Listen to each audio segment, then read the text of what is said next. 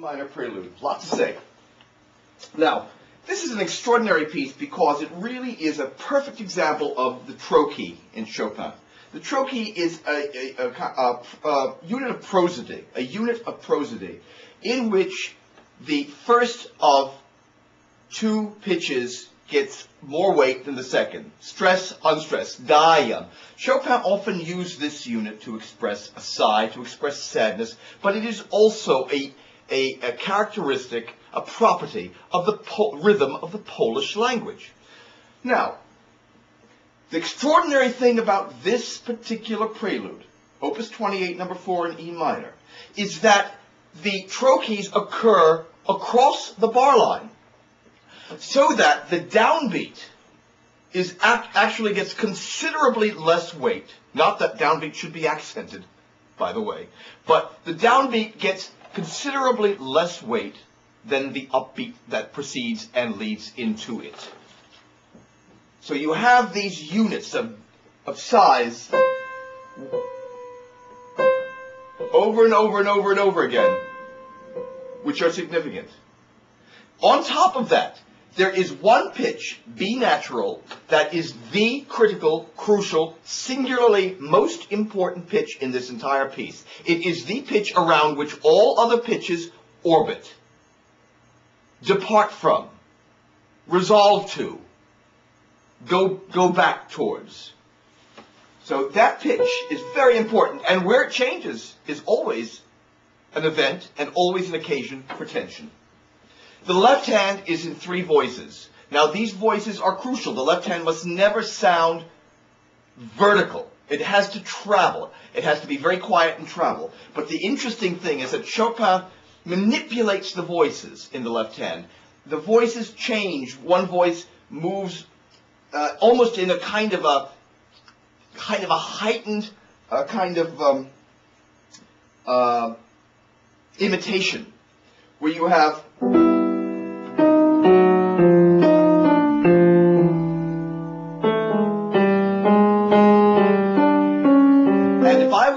I would suggest that you go through the entire piece, taking the left hand with using both hands and tracing the destiny of these voices.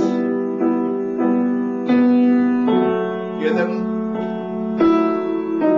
Really bring them out wherever you see a change in the voice.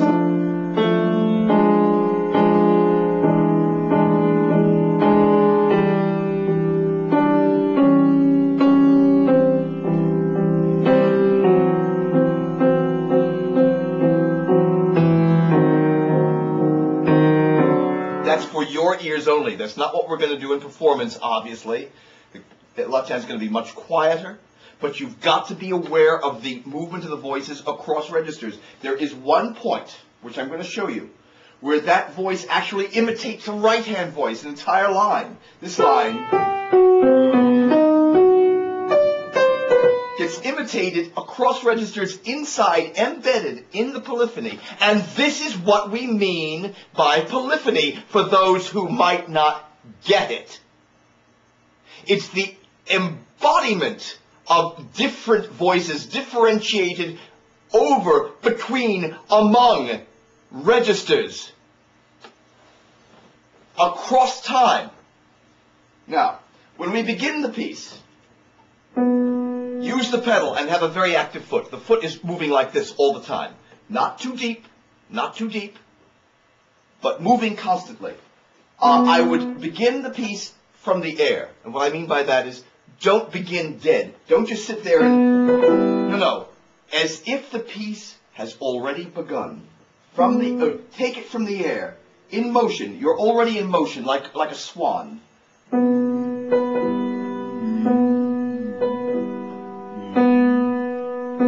And sink into the sand. Again, imagine the keyboard is like sand, and you're sinking in, taking the key downwards in the sand, gently, not harshly. And you can begin by depressing the pedal first and then playing, but then lifting the pedal just at the onset of the 16th note in the initial upbeat, because we don't want this sonority of the the octave together. We want legato, yes, a very, very nice legato, but not because we want it to be vocal. Singers cannot sing two notes at the same time, only one. And if you give the impression that two notes are being sung, it will sound not like we want it to sound. All right, now the left hand, I would go through it as I suggested earlier, listening to the voices, but also lift. Think of lift. Think of it as lifting. It's pianissimo. And lengthen the first eighth in each bar. Wah, wah, wah, wah, wah, wah, wah, wah, wah, wah, wah, wah. Like the annegale in Baroque music.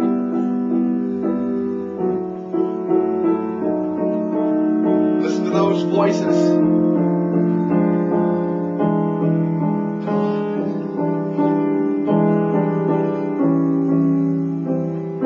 So very quietly, yes?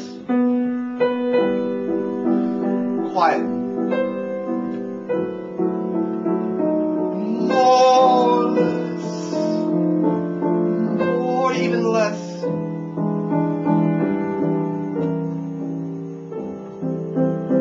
Maybe a bit more now. And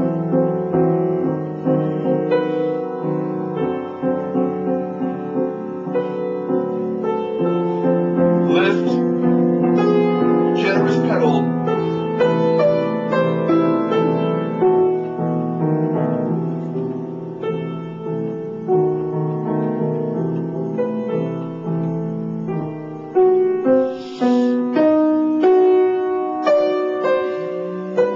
Now, I want to show you something here. Look. Where you have this line in bar 9, trace the larger interval, the intonation from the B natural to the D, a little bit more space, and more space down to the 6 to the E, and then back up to the A, and wait a tiny second on the last eighth before moving into the downbeat in bar 10 without accents. Wait. And pedal again very carefully. You can really blur the pedal from bar 8 to bar 9. And then lift it just after. Look. Blur, lift, clarify. Blur, lift, clarify. Look.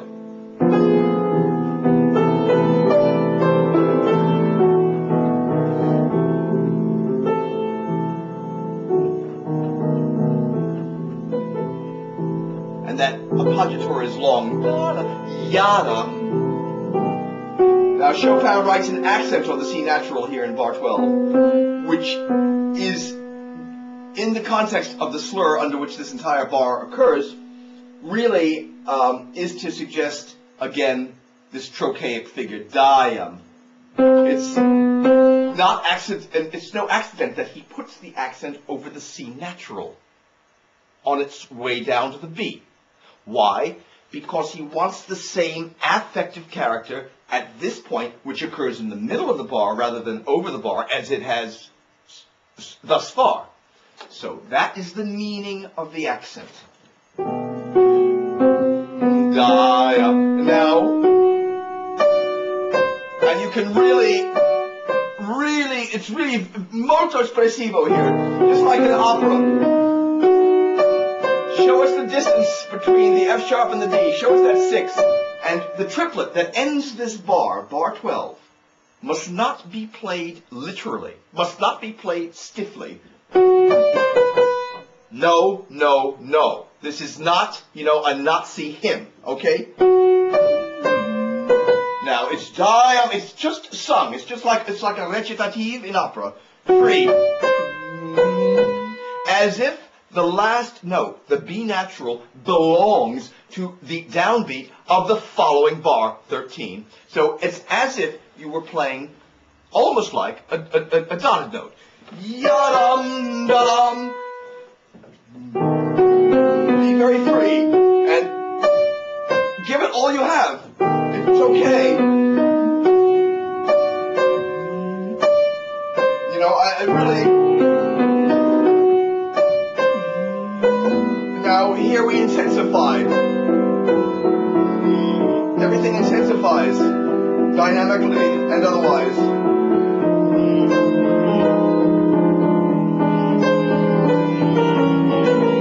And here, at the moment of climax, which begins in bar 16, the turn after the A sharp must begin with a lengthened primary note. Ya da da da dum, ya da da da dum. Don't rush it. Don't. No, but sing it. Show us the distance again and lengthen the first note of the turn. Ya da da da da. Ya. It's an opera. And keep in mind the voices and where they're moving in the left hand.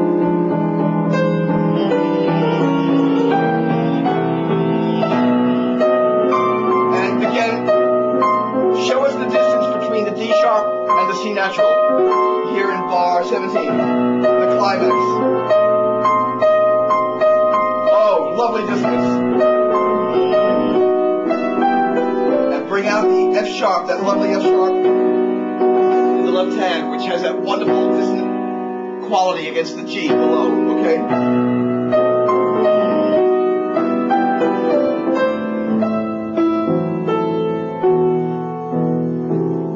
Wait, don't hurry, less, watch the voices. You might take that B flat with the left hand in bar 21. Excuse me, with the right hand. Yeah, this B flat you can take with the right hand.